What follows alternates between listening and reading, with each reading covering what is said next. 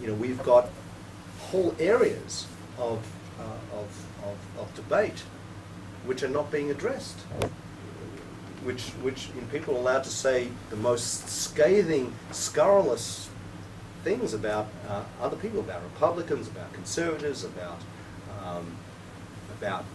pro-Israel activists, and the administrations do nothing. So no, I think it's a very dangerous development. As for Udolph, you're talking about the observant new leader of the UC system. It's swimming against the tide. It's a very difficult position. It's very difficult to take a conservative stand amongst the UC regents today. T.J. Rogers was an invitee to our. He's a Silicon Valley magnate who was a UC regent for several years, and is a conservative, and found himself in very deep water when he challenged some of the basic UC policies. There's a tide here that's very difficult to swim against. So certainly Udolph, if he takes more conservative stands and supports academic freedom, that'll be terrific. But we saw what happened to Larry Summers at Harvard University. Somebody who was actually a liberal, and was unable and fought for academic freedom and for balance, and was unsuccessful. Was forced out of the system. And I hate to say it, these universities are becoming little islands of a totalitarianism. I think Martin Kramer called them ivory towers in the sand, and that's a pretty accurate description. I wanted to thank you for your comments. When we hear these different reports of what's going on in the States, I feel I'm very glad that I'm living here, in spite of all the difficulties that we have here. But I have two sort of questions. One, I noticed, I didn't read the article, but it said, something in the Jerusalem Post this week, that Duke University and the individual from Duke University said we would not consider hiring someone who was Republican. In other words, that disqualified this individual immediately, irregardless of his expertise in whatever field. And the other thing, question would be... Is that a question? No, just a comment about that it seems so blatant, and they can get away with that. I mean, that it just sort of it blew my mind, because one would think qualification for a position, and if somebody would make a comment like that, that would disqualify the person making the comment, not the person who, they weren't speaking about anyone in specifically, just said in general that we would not consider, if someone came with a CV and said I belong to the Republican Party, or they wouldn't be considered. So I mean, what you said is reiterating what this rather frightening kind of comment. The other one, I was wondering, what about the retirement of some of these radicals of my generation that in the 60s that became professors? They're retiring, being replaced by the same kind of people that they are, it appears, from what I saw with this headlines on the Duke business. Well, to answer your second question, because the first one was really a statement, the Time magazine actually ran an article on this a few weeks ago about the retirement of the baby boomer professors and the shift, the change in, that there's a much more moderate group that is going to replace them. I'm not so sure that is true, because in order to win tenure, you have to prove your radical stripes, and you have to win your radical stripes. On campus today there are groups, there are islands of conservative resistance at UCLA and USC, which are the universities I'm most closely associated with. There are actually groups that have formed that they keep very quiet. It's like the Hollywood groups. It's a very interesting thing. In Hollywood as well, there is a sizable conservative constituency, but they don't want to let it be known that they're conservative, lest they lose jobs, lest they lose position, rank and status within their industry. And the same is true of the academics. You know, they feel that their positions would be threatened. There's actually a wonderful documentary that we premiered at this conference titled Indoctrinate You.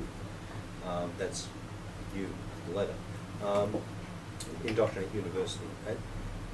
And it actually produced examples of professors who were discovered to be Republicans, who were uncovered or outed, I should say. They were outed, and the ridicule and opprobrium that they suffered was absolutely horrendous.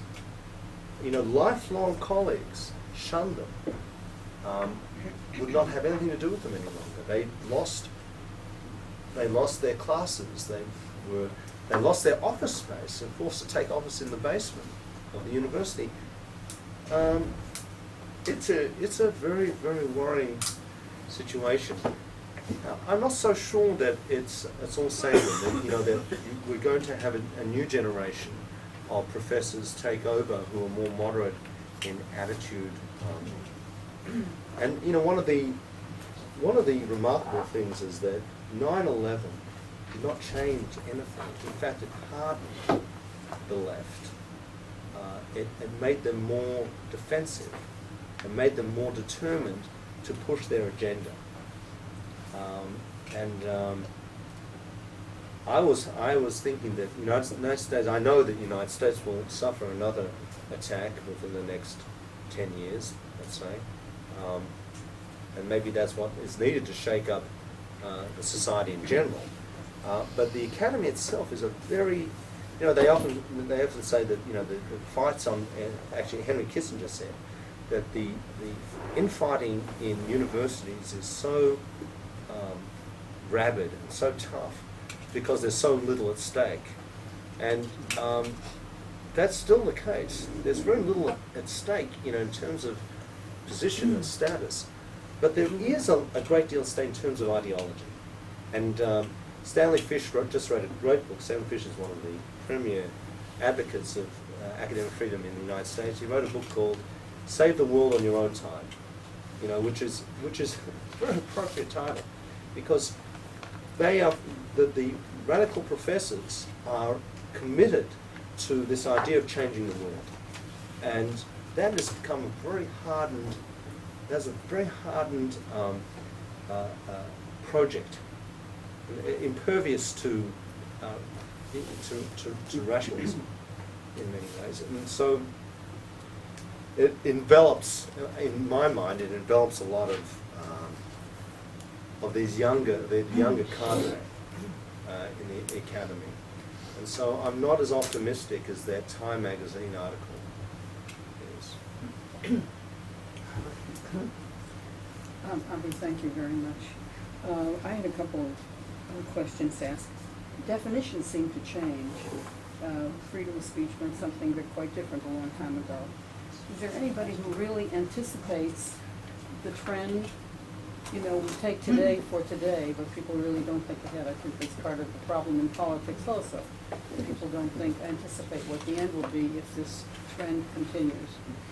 That's number one. For example, Giuliani refused money when he was the mayor of New York. He refused the millions from the Saudis, and then some of this money actually filtered through. I wanted to ask something else. What's the question of that?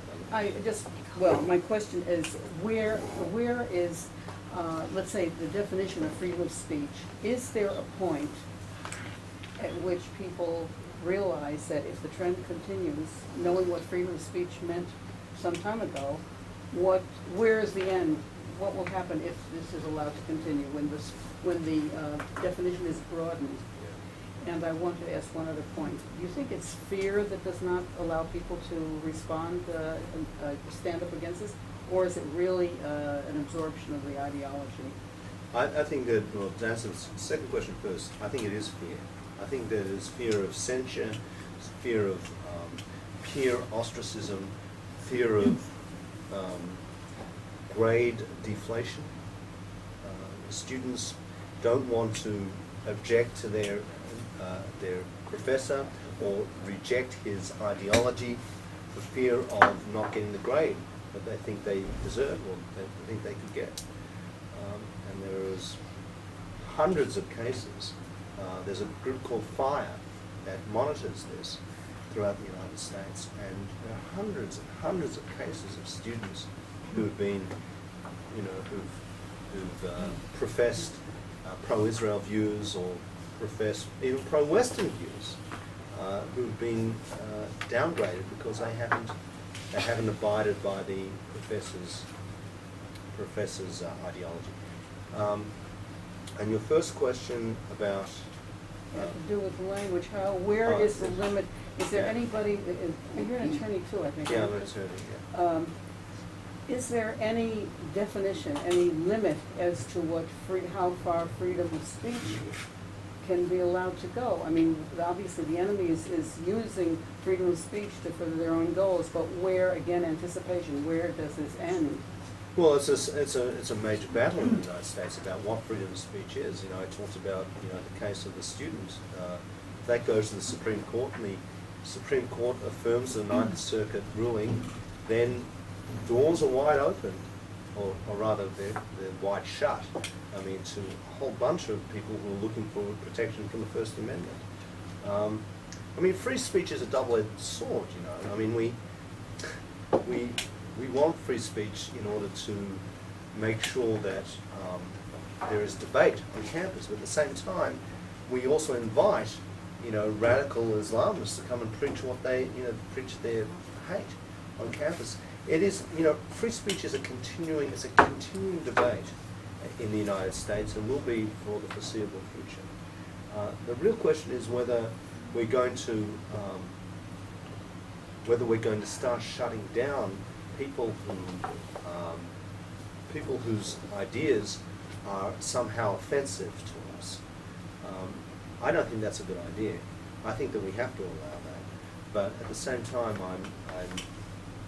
I'm very, very worried that we're facing a development on campus which resembles totalitarianism. So.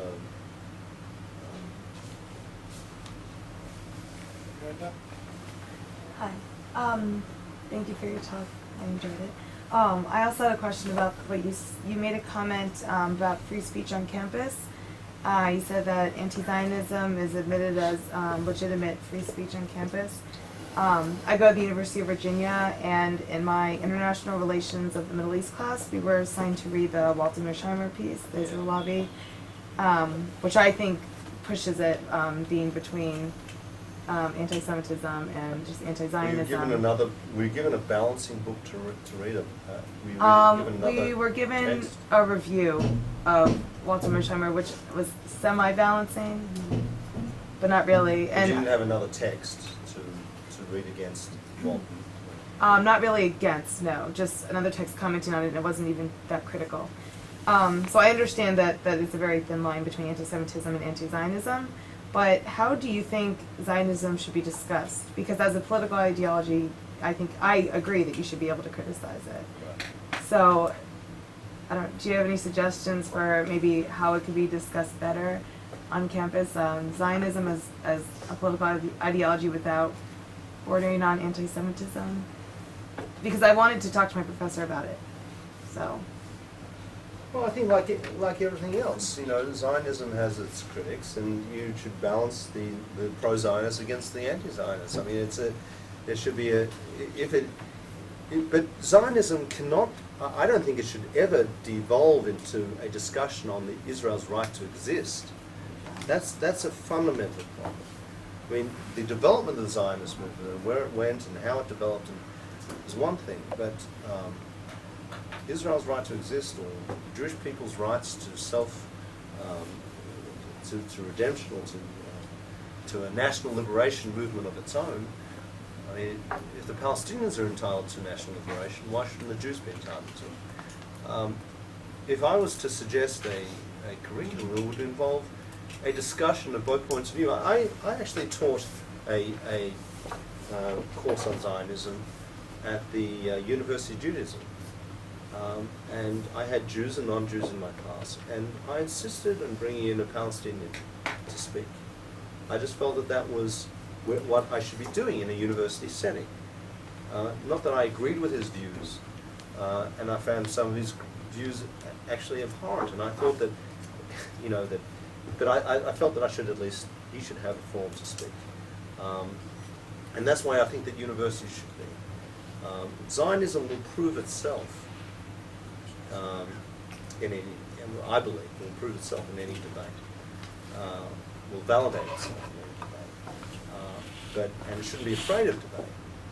But it also, there should not be a situation where only anti-Zionist rhetoric or anti-Zionist texts are assigned in any given course. Okay. Thank you. Daphne? Yeah, it sounds like a challenging question. It really isn't meant to be.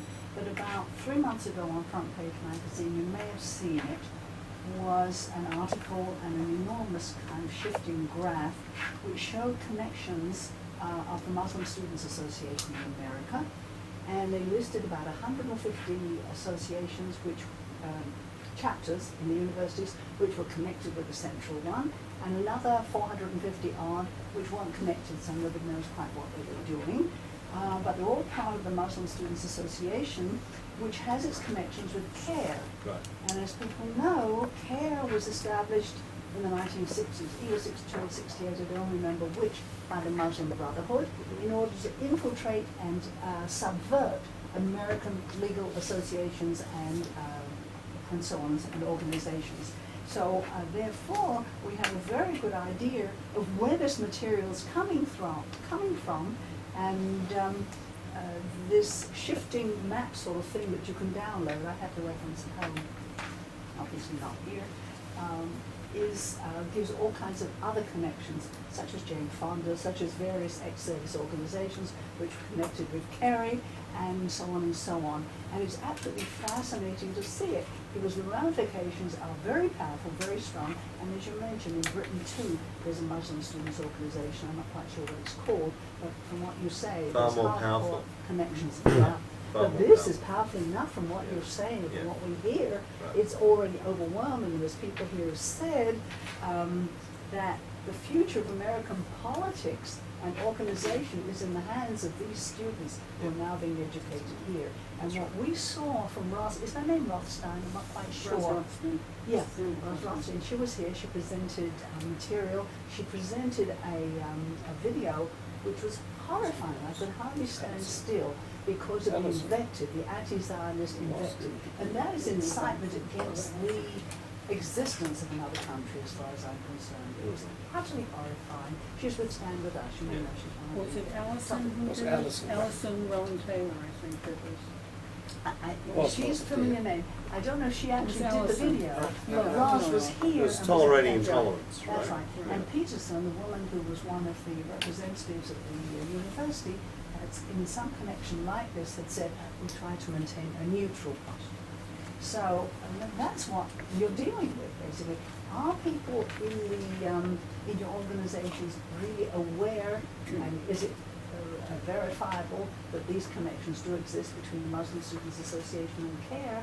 And if so, that might make the point of vulnerability, because CARE has been held up in the law courts on a number of occasions with Sami Al-Aryan and with Holy Land Foundation and so on, and these very, very pro-Islamic programs and organizations and activities.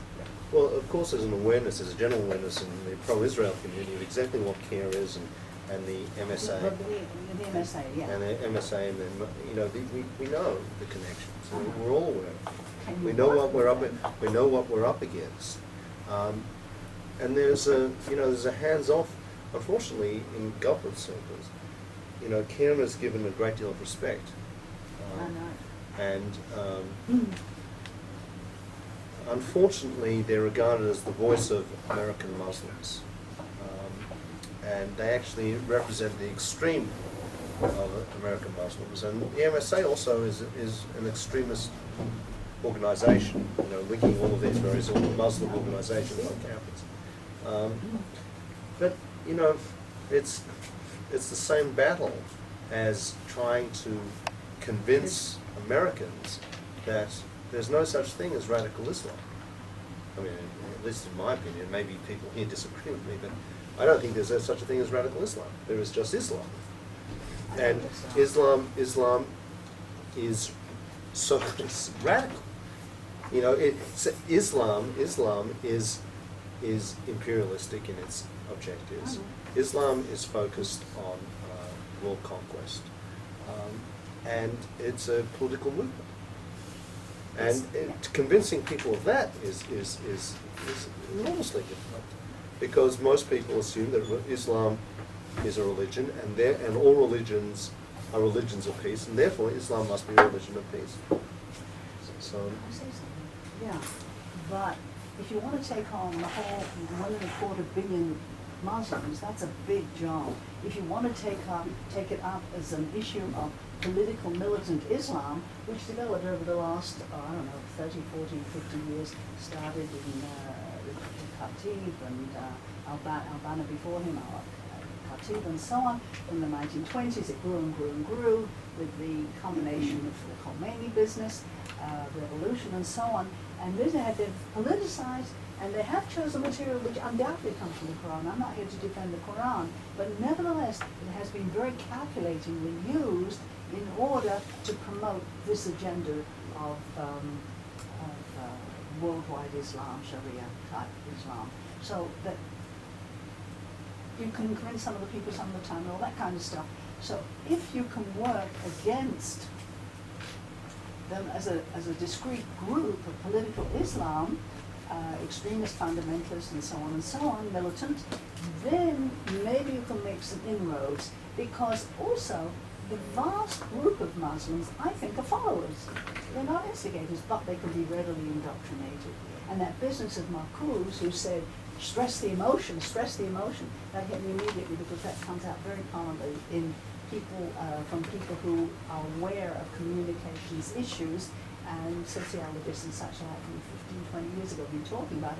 And before that, Mr. Hitler knew it very, very well. So yeah, so they're onto a very powerful thing with their root, with their connection with the religion and the Quran, and with the stressing it with the impetus, hate. That catches people very quickly. It does.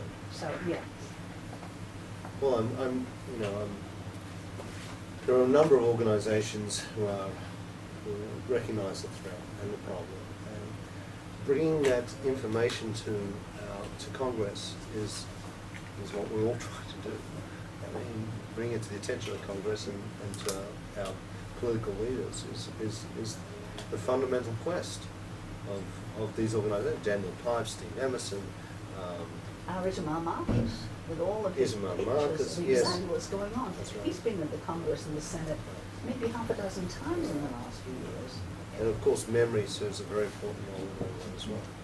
So yeah, I mean, but it's a struggle. It's going to take many years. It's going to take many years to bring it to make it a fundamental part of government policy, or to address it in the highest echelon of the government. So you don't have a president who gets up and talks about Islam in glowing terms. I mean, Islam is the greatest menace to world peace, from my point.